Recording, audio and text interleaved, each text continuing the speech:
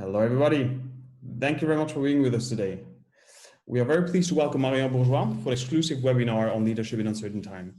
A little bit about Marion's background. Marion has more than 20 years of experience in IT, marketing, strategy, and human resources through her advisory ventures and as a former senior vice president of the Competency Management Center at Telecom Germany. She's an experienced crisis and change management advisor and serves as an associate professor at the Luxembourg School of Business. On the moderator side, we have my colleague Alex Panikan, who's head of partnerships and ecosystem development at Love. He's been master of ceremony all over the world, interviewing thought leaders from different walks of life. He's passionate about those leaders, what makes them who they are, and he has his own story to tell, but not today. Not today. Thank you. Alex, thank you very much for being with us today. And without further ado, the screen is yours. My pleasure. So why we are doing this webinar, as I said, usually we don't do webinars just for the sake of doing them. But we thought at the Loft, given the situation that leadership is one of the most important skills we need today in those uncertain times. Good leadership will have an impact on business, but also on communities. So we are very happy to have an expert in the matter. So thank you so much for being with us, Marion. So the floor is yours. Thank you so much, both of you. Hello and welcome everybody. So you already introduced me, perhaps some personal words. From my background, I did my PhD in physics. I'm the mother of two nearly grown-up kids, just actually during their puberty, and I love dancing. A short look to the clients I'm looking on, and just to be very time efficient for you. This webinar is relevant if you want to live true leadership instead of rigid management when we come to what is leadership all about in a second. If you want to empower your team effectively, if you are willing to change your own behaviors to become a role model if needed, and if you want to take decisions faster and better. And not at last during these times now, if you want to know how to become a little bit more resilient and stay healthy overall. This webinar is not at all relevant for you if you are one of the leaders who know that you are the only one to save the world, your company, your department, whatever. When you think your team is not efficient because just your employees are not smart enough, and you definitely need not to learn anything. So if this is the case, I don't hope so, but if this is the case, I think we can save your time and say goodbye. And for the others, I'd like to proceed with a short story on my own. Because after my husband's death and also some challenges in my enterprise, I certainly experienced crisis on my own. I was like a blood in the wind and did not know what to do. And during the first challenge in my career, there was a crisis where we really were just losing about 30 million euro per month. And it took us 2 weeks to save this by a really rigid decision-taking, navigating through the challenges. And we were really proud of having been successful and celebrated our success. But 3 weeks later, everything was forgotten. The team was not engaged any longer. We had a lot of conflicts within the team, and I did not know at all what went wrong. And so I was really reflecting and taking some advice of different people, and I really found out I was the problem. It was all about me, because I just navigated and managed the team as I did during the crisis. So very rigid, very demanding, very strong controlling. And the more I did not take care of my emotions, and I did not take care about how do I take decisions. So what I learned during these times is what we and I personally also share in every single webinar or leadership course, it all starts with leading yourself. Because if you know where you stand and from which angle, from which perspective you are observing any situation, then you can see where is the lack of knowledge, where is your attention too high, where do you have to balance your thoughts with the thoughts of your team, and so on and so forth. So first of all, it's to lead yourself before you can start to get into the transfer, to build up relationships and to lead others. So my results were okay. And also the results of my coaches, depending on the self-evaluation, are pretty good. So I said, okay, let's look what is it upon and how can I make different people successful. And the first thing all over is to analyze how do you feel. And I would like just to have a very short taste from yourself, that you just write a letter or let's say a number into the chat concerning the question, how do you feel? On the scale from 1 to 5, actually currently in this second, how do you feel between miserable and awesome? Just give us a hint so that I know where you are standing. Oh, people are saying good to be Perfect. to 4 to 5 on average. Okay, 4. Some are bearable, but yes, results are not so bad. Okay, this is already pretty good. Perfect. Then we can go very shortly upon this thing, because the first step to lead in uncertain times is to lead yourself first, as I said, and this means take care for yourself. So why is this so important? The way you are looking on the world defines the decisions you are taking. And I guess you all know these acronym, which is already pretty old, created in Davos at the World Economic Forum, which is VUCA as the acronym for volatile, uncertain, complex, and ambiguous. And if you have this view into what's happening now, what you see are just risks, are just fears, are just uncertainties and bad things which may happen. But perhaps there is a way to define it simply different. Taking V as a vision, flexible vision, understanding for the context, clarity for the world, and agility to answer for. So the way how you treat yourself and how you look on a situation defines the output. It's the old thing of self-fulfilling prophecy, which is already defined by the Pygmalion effect in the late 60s. So as we already had these beautiful marks, I think we can skip this question, because I wanted to know how is your life affected currently, between getting better or stays the same. As you feel already pretty good, we skip this thing. And we just come to the obvious thing, because everything is changing and people are not any longer seeing things as a holistic picture, as something which is beautiful, which is bright, but many of you perhaps experience the way in this kind of format.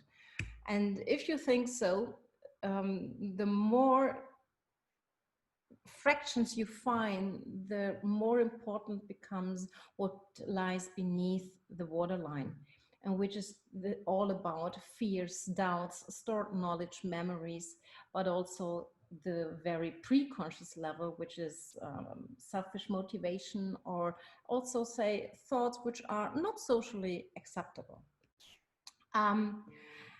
Why to have a look about that?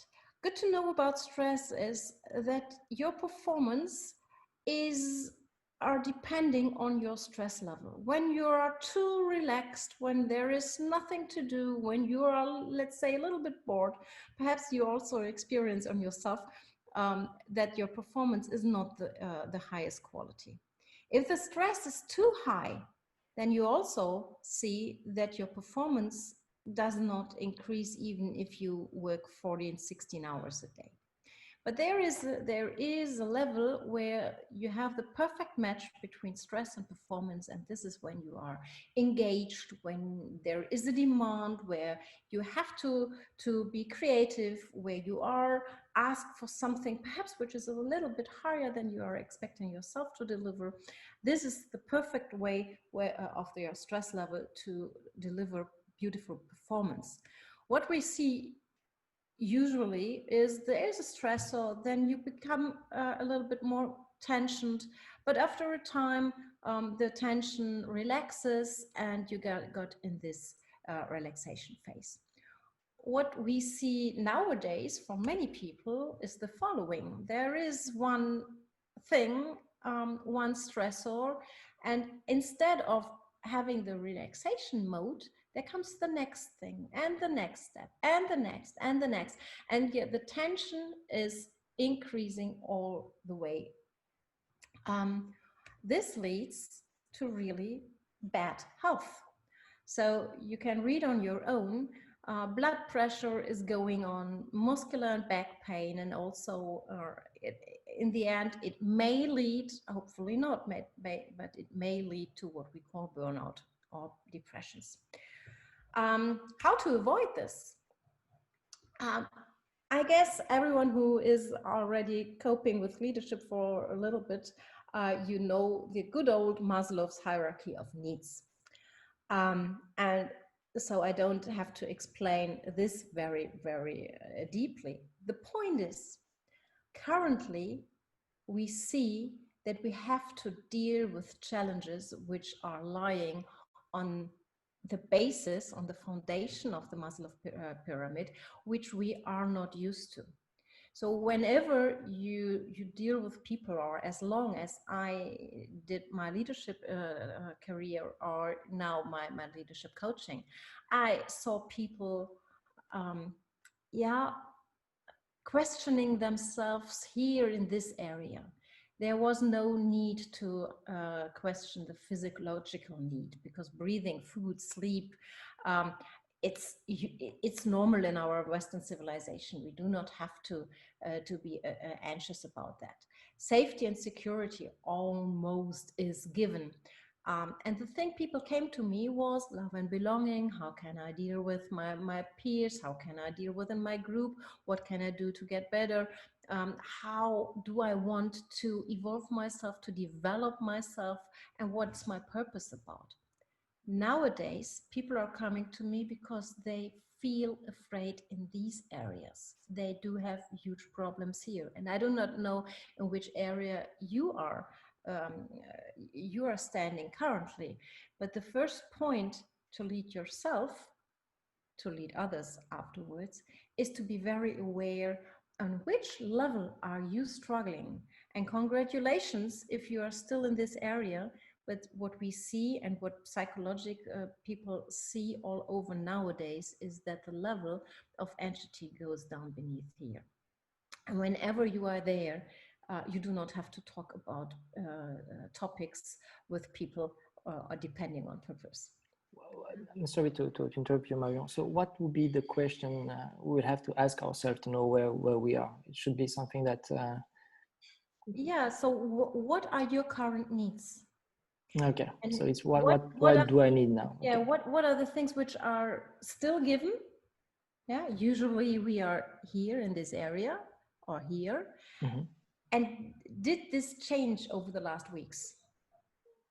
I guess yes. It's a constant evolvement. Exactly. Yeah. So Maslow says you cannot fix a need here when you do not have the fixed needs below.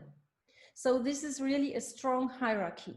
You cannot think about self-actualization when you do not serve your physiological needs. If you do not know where to get some food off, you don't have to think about self-actualization. Perfect. Okay. And but what I realize in my coachings is that people are still trying to get their same old questions answered, not seeing that they have questions up here. And then you have to go deeper, because you have to build this pyramid from the basis. What do you mean by that? What do you mean? So, for example, one coach, he came to me and asked me, okay, he wants to get to do the next step of his career, and whether this is the right thing or not, and he could not find the answer. But in depth, that was not his question.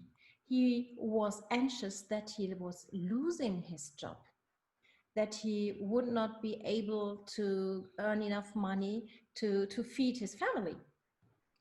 Yeah. And he was getting mad about not being able to take the decision whether to apply or not for the other job. And that was not the right question, because the question which was really burning underneath was, how can I save my family? Okay, what's the safety and security? How can I make sure that my family stays healthy? Okay, so understood. So you really have to go each layer, otherwise you cannot go up. Perfect. Exactly. So just in short, some tips, because as I said, we do have these different levels, and you can split them in physical, emotional, and spiritual problems. And just a short view to go over for all the home working people right now.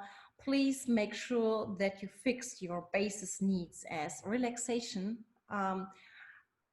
eat well, sleep well, try to do some physical exercises, grow in terms of, okay, perhaps if you have to work at home, what can I do to do a differentiation between working time and leisure time? What can I do as a very small typical step, but which creates a free space in my mind that I can relax and that I'm not worrying all day long, or that I'm not working all day long? How can I recharge my batteries? Yeah. And my tip here is go through every single of these points. Ask yourself, are you in a good shape, or how can you get there to get in a better state afterwards? And don't worry, if you want to have the slides, I will give you a QR code in the end so that you can send me an email and I will pop them to you. The second thing here is, how do you make decisions? And just another question I want to raise, and I would love you to answer in the chat, is, what do you think is the best practice to make decisions? Best practice? We did it always.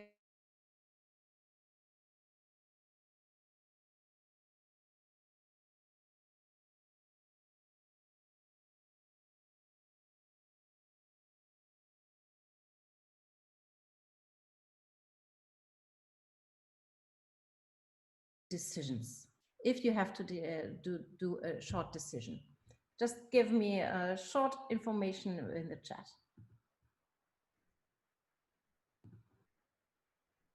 Try and sense. Try and sense. Yeah, I guess as we have, try and sense makes the most sense as we have entrepreneurs. Absolutely. That's how a startup works usually. You know, you try you fail fast, and try again. Lean management, exactly. The point is, there are situations where this is the perfect match, and there are others where perhaps a different situation could cope better. And this is what I want to introduce to you, the Canadian model of Dave Snowden and Mary Bone. And they distinguish and differentiate between ordered systems and non-ordered systems. Ordered systems with two facets: the obvious states, where you always have clear when A, then B. So you always have a clear cause and reaction relationship. When A, then B. Whenever I open my hand, the pencil will drop. This is for sure. And the best way to answer there is best practice, because you define the perfect match once and then you go for it every time. The more complicated set is you have more A's than B's. So you have interdependent things which are still predictable, So not just one pencil, but let's say, for example, a car. There are several machines inside where you say, okay, if this is working properly, then you get this result. But if there is a lack of oil and you bring it into a garage, perhaps you get 5 different invoices by choosing 5 different garages. It's still predictable, but you have more than one right solution. This is the area where typically in enterprises you take consultants in, because you want to have their expertise. They see the problem, they analyze the problem, and then you find out a good answer, but it could be possible that there are also different good answers. So here's the field of good practice. The fail-safe thing you need in complex scenarios. Let's say looking for the next vaccine against COVID-19. There you create laboratory environments and you have to try to fail safe. So you know that failing is appropriate, but you have to do it as less cost, as efficient as possible, with the highest intention to be successful.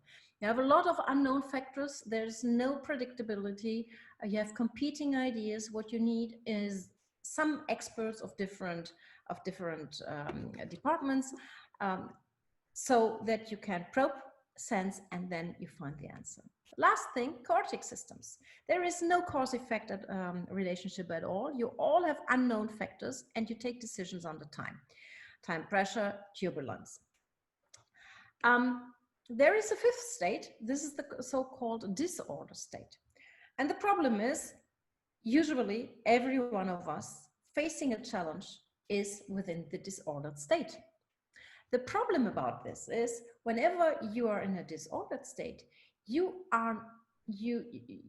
there comes the situation, you are facing the situation and you are acting according to your autopilot. Pretty easy. The point is, you do not know whether for this situation, your autopilot is appropriate or not. So, for example, doing some finance, mathematics, perhaps it's not the best way just to try and sense. Perhaps here it's the better way to set up clear procedures, clear rules, follow the rules, or ways to get to the best result. When you have a complicated system, you have to ask for consultants. Perhaps it's more efficient than just to try and error. On the other hand side, there is nothing worse than answering to a chaotic system with obvious means. Why? Because it takes far too long to get to a decision. So my tip number 2, whenever you face a situation in these uncertain times, have a look in advance. What does the situation look like? Is it predictable in the obvious states? Is it predictable with the complicated stuff? Is it complex? You have so many unknown factors. There's no predictability, but in the hand side, it's explainable. Or do you really have a chaotic system? And then after having defined this state of your problem, you can choose the appropriate way to come to an answer. So complicated, you need to have help from an expert. Yeah, or perhaps you have the experts on board already. Okay. No, I'm thinking about some friends, because when I'm asking them about the relationship, they say it's complicated. So I guess they need to see an expert for that. Good. Yeah, usually they come in whenever you reach this level, but this does not mean that they are the champions. So we all know about consultants, do we? Okay. So the second step or the second tip is reflect the state of your task and then go for the appropriate way to find for the solution. And looking on the time, I think I can go through the last 3 things a little bit more quickly. When it comes to leadership, stay human, even if it becomes virtual. So what we experience is all thing gets digital, and I really appreciate this. So yesterday I had a talk with a former colleague of mine with Deutsche Telekom, and he told me 75,000 employees are doing home office right now. And this was unbelievable, not imaginable 8 weeks from now. Yeah, so there are things which are evolving, which are good. This is great, but people have to be reassured then, and you have to stay in the same connection with them, or at least the same connection, better, even deeper than you've been before when you had this physical approachability. So it's worth to create a space, time, and atmosphere for a one-to-one, and for also the team to reflect on what's going on, how does anyone feel. Leadership is personal, and you have to to build up this personal relationship even now when you are apart from each other. Fourth thing, precisely communicate your expectations. So usually perhaps sitting at the same floor, sitting in an open office world, sitting amongst each other, you know when someone is busy, and you can see that perhaps, yes, you are waiting for an information, but you see the person working hard, and you know that it will take some time to get your information you've asked for. But now you do not see the person. He, she is away. And the more precise you tell about what you expect from them, this means, what is the task meant for? What is the purpose of the task? So what's the why? Why does this job has to be done? And until when? And in which detail? The better you precisely communicate, the better the result you get later afterwards. And the fifth thing, but as you already said, you are all pretty in a good shape, and you are also in a good state. When I remember the beginning, 4 to 5, just do it. Don't stop and wait for someone else telling you what to do. No one ever had this situation before.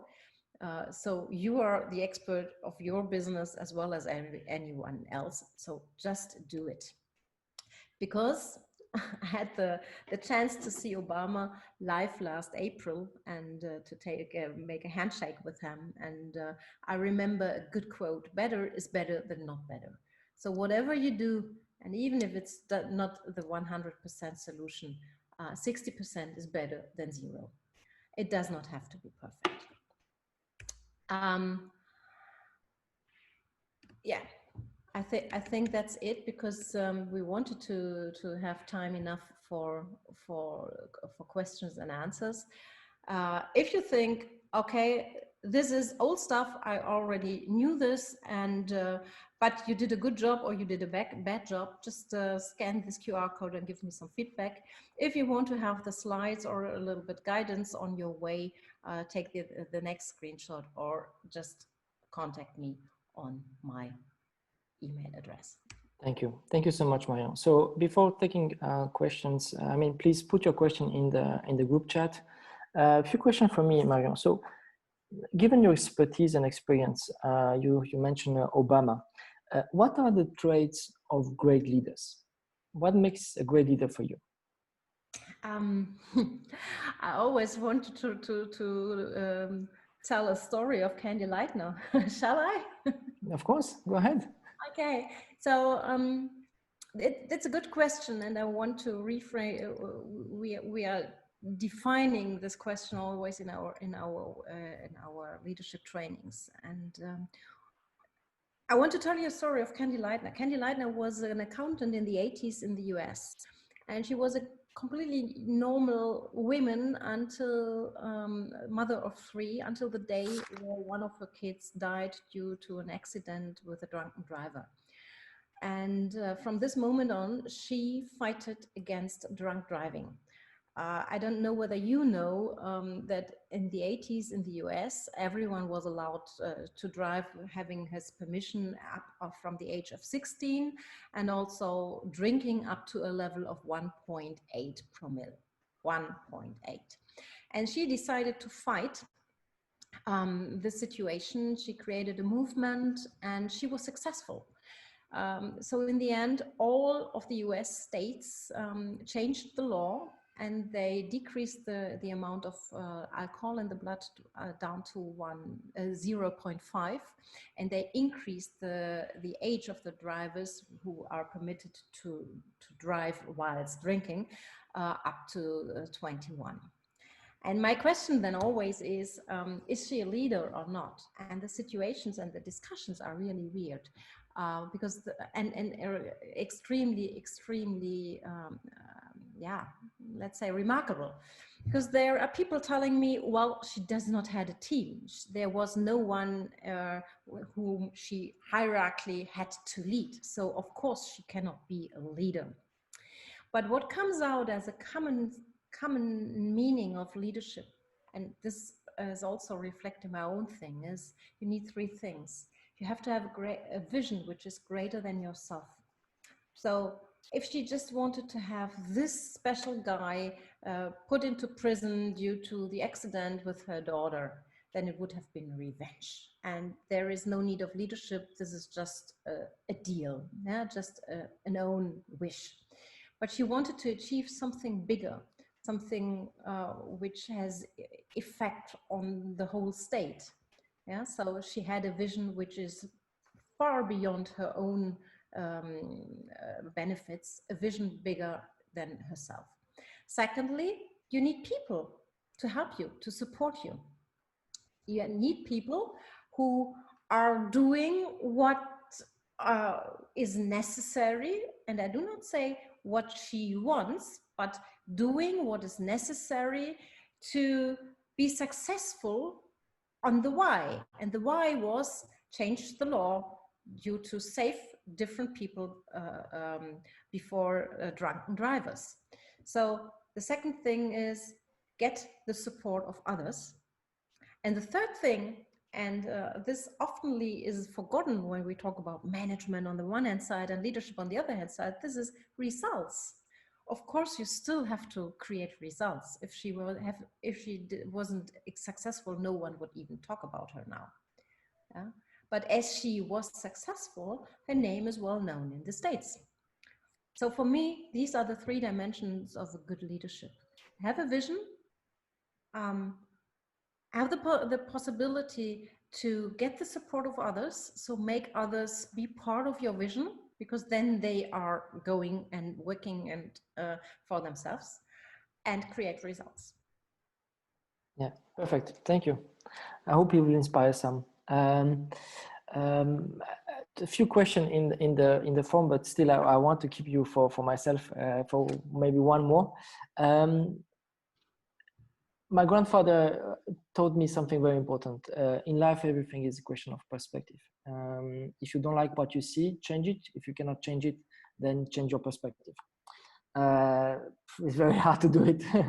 It's a nice quote, but very hard to do it. What are your advice to leaders and to the people you coach? How to change perspective on situation, on problems? I use a tool for this. I'm working with the work of Byron Katie. I don't know whether you are familiar with that. This is really a way to, so what it comes up down to when in every conflict which I see between people is basis of transaction analysis. I'm okay, you are okay. Yeah. And we all know that we can just have a good conversation when I am in the state of knowing I'm okay and you are okay, and if you are the same. The benefit in it is as soon as I am acting out of this own state of, yes, I'm okay, and I'm curious about your opinion, because there has to be something around your opinion, because you are okay. You just have a different opinion. Yeah.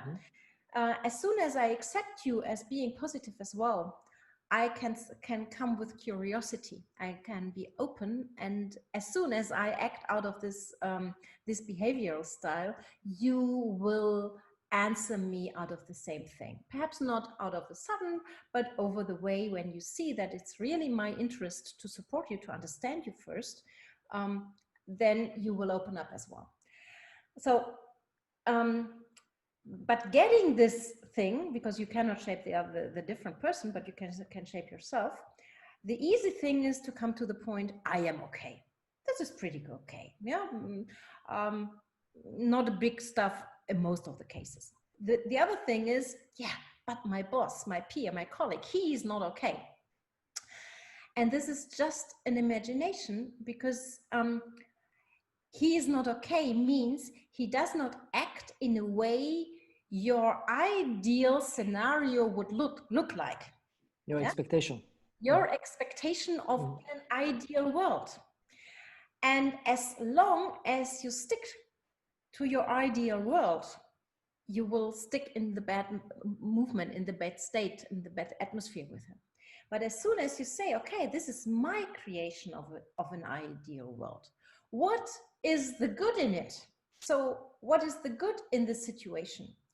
And there are just four questions, and you can have a good look on yourself if you want to work through with this. It's the work.com from Byron Katie. She has worksheets on this, so everyone can do it on his own. And I'm also, our coaches are also there to guide you through if you want to. But it's just a set of 4 questions. Is this true? Yeah. You be absolutely sure that it's true. How do you feel with this idea, and how do you feel without this idea? Perfect. Thank you so much. Walk through those questions, you will get rid of this. Let's take the questions from the forum. Thank you so much. Rob, Philippa, I'm gonna unmute you. It's working. Maybe not. I don't know how it you. Yes, I think yes, so. Rob, please ask your question. Yeah.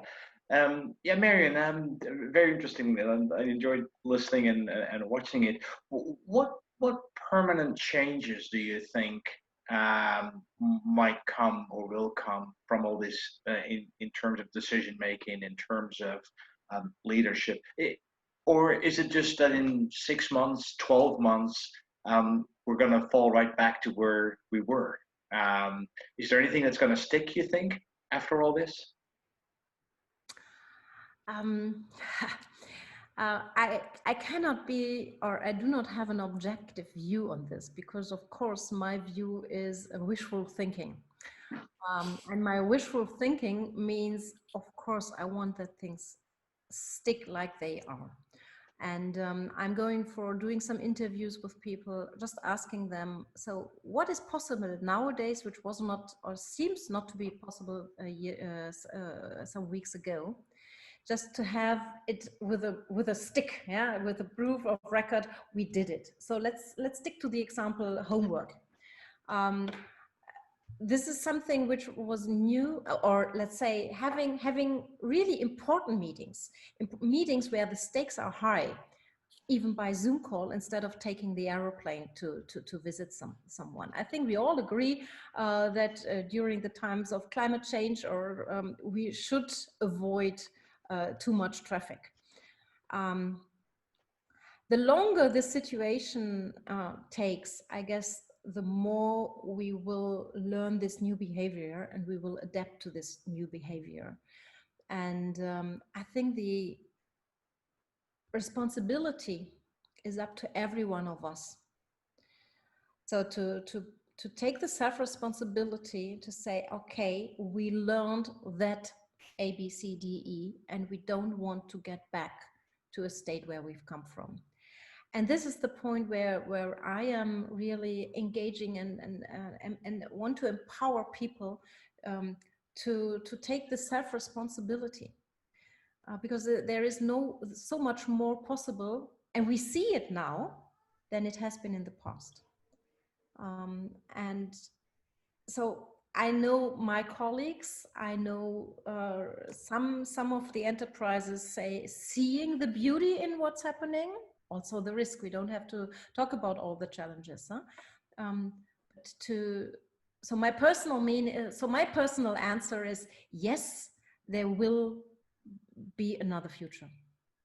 Perfect. I like, because it's also another quote I like to do. If the best way to predict the future is to make it.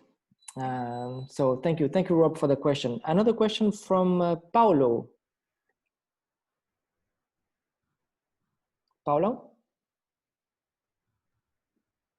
Paulo, you can talk, Paulo, if you want. Maybe he's not with us anymore.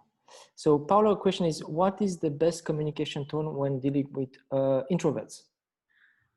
Depending on your own stand on this introvert-extrovert scale. Huh? So introverts always need time to reflect because they want to be pretty sure about what they are saying. They would never go for to tell you an idea without having thought the idea through. So what they need is time. Let's say, and I don't, unfortunately, Paulo does not seem to be with us. The point. Yes, I am. Okay. So it depends on Do you hear me? Because I have a microphone problem. Sorry for that. Go ahead. We can hear you loud and clear. Okay. Okay. Sorry for that. In which situations? Sorry? In which situations? Yeah. Because it, when you says that we have to communicate precisely what we as a leader expect, you are addressing to introvert and extroverts. So the extroverts have, for me, in my experience, more the flexibility to digest and to cope with the things. But the introverts, it's also as a leader, you don't know how they perceive what you are communicating.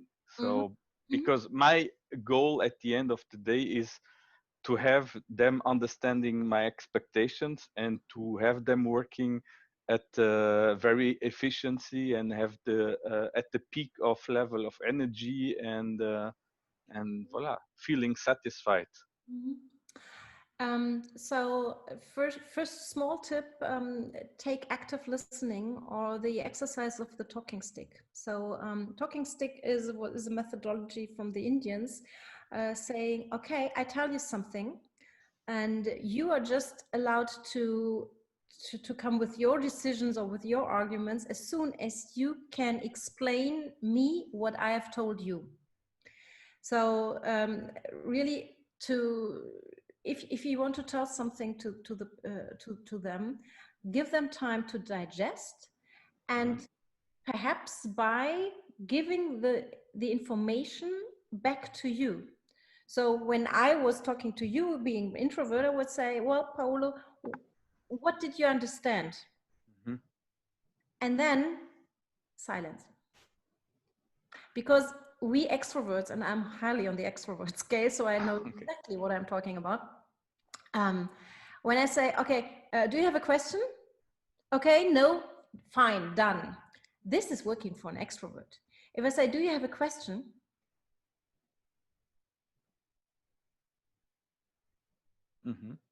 I have to be silent. I just have to close my mouth. And the second thing is, the more, let's say, the bigger the message, the more you have to pay attention for the right way to communicate. But if there is really a huge message in any way which has deep impact, it's good to say, well, I'll let you with this and let's talk about this tomorrow. And then I will ask you whether you have still a question on it. Okay. Perfect. Thank you. Anthony, by the way, also mentioned is the same way to talk with girls, and I agree with him. Yes, just one more thing. When preparing a meeting, for them also, it's good to have the information in advance. So not just showing the slides, but to send them in advance to say, okay, I will go through these slides, so please prepare for any questions. Okay. Perfect. Thank you. Thank you so much. Listen, one more question for me. Do you have any kind of book on leadership you will recommend, Marion? Yes, I do have. And this is Atomic Habits from James Clear. It's a pretty new book, I think 2 or 3 years old from now. And the point is, we listen to so many things of leadership, and after, let's say, a face-to-face meeting, we are so energized and we are so optimistic and we have all the best intentions, and we are coming back and changing nothing. And as long as we do not change any of our behaviors, we will stay the same. So we have to change our behaviors. And Atomic Habits just gives so great information, tips and trips, how to change a behavior in small steps. that it's really worth reading. Perfect, thank you. I do also, as you can see, some books on leadership. Good ones for me, if I may also give some advice. I guess you know Peter Drucker. It's more on management, the essential, but makes interesting stuff. Christensen, who unfortunately just passed away. How you measure your life. The interesting part is, again, what are we doing? It has an impact on community, on businesses, but it should also have an impact on our life. We should be happy with what we do. And also a book on stoicism, but I will talk in another webinar. Anthony, you also you are an avid reader. What book do you recommend? Yeah, so if I have one book to recommend to you, it's definitely The 7 Habits of Highly Effective People. Oh, good one. Written by Stephen R. Covey, the advisor of Barack Obama. He's describes those different universal principles that allow any person to take control about oneself in a time of crisis, for instance. And he's a fantastic storyteller. I think the book was the #1 management book of the 20th century. So definitely one read to recommend. Perfect. Thank you so much, Anthony. Marion, I guess we are done. Thank you so much again for all your advice. So people can scan the QR code and get in touch with you. Exactly. To get the slides then. Exactly. Marion? I would love to get your feedback on Proven Expert, because as we are in the digital world, more than ever, recommendations, experiences are necessary. So please share your feedback with Marion. We'll share also our feedback with you, Marion. We'll do a small survey with our companies to also have the feedback. Thank you so much. Keep safe. And thank you, Marion. Thank you for your impact. Bye. Bye-bye, guys. Anthony, do you want anything else to add for the next webinars? Yeah, so as Marion has pointed out, practice of slight meditation and yoga are incredibly important. Building those practices in your daily routine are important. So what we thought in order to support our community is to schedule a weekly meditation session with a Zen master, which is that is taking place every Tuesday at 1 p.m. So I invite you simply to go to our to the Loft events page and register. On Friday, we have Christine Homolko, who's a LinkedIn coach, who's going to teach you how to prospect on LinkedIn, how to enhance your profile. Next week, we will have on Wednesday a webinar with about cybersecurity with Smile, which is the leading cybersecurity lobby agency in Luxembourg, together with Exerium, which is a leading cybersecurity fintech in Luxembourg. Friday, May 15th, we have a webinar on HR with Adam and other leading partners. And we are inviting you to our FinTech Friday, which is taking place on the same day, May 15th.